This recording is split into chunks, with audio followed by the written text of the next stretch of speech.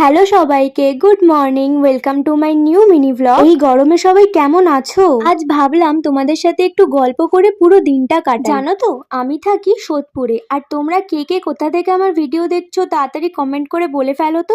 এক সময় আমাদের এই এলাকায় সাইয়দ নামে এক সম্প্রদায় বাস করত। তারপর থেকে আমাদের এই জায়গার নাম সাইয়দপুর বা সোদপুর। বিশিষ্ট স্বাধীনতা সংগ্রামী মহাত্মা গান্ধী নিজে বলতেন যে সোদপুর আমার দ্বিতীয় আবাসস্থল। এছাড়াও আমাদের সোদপুরে সুভাষচন্দ্র বসু, সর্দার বল্লভভাই প্যাটেল, জওহরলাল নেহেরু এবং আরো অনেক বিশিষ্ট ব্যক্তির পদধূলি পড়েছিল। মহাত্মা গান্ধীর বিখ্যাত প্রতিষ্ঠান খাদি ভবন, যা আমাদের সোদপুর গভর্নমেন্ট কোয়ার্টারের ভিতরেই রয়েছে। আর আমাদের সোদপুর রেল স্টেশন চালু হয়েছিল 1862 সালে। তোমরা যদি তোমাদের জায়গারও এরকম পুরনো গল্প শুনতে চাও তাহলে আমাকে অবশ্যই কমেন্ট করে জানাতে পারো। আর এই ভিডিওটা ভালো লাগলে লাইক আর সাবস্ক্রাইব করতে ভুলো না কিন্তু। আজকের মতো যাই, বাই।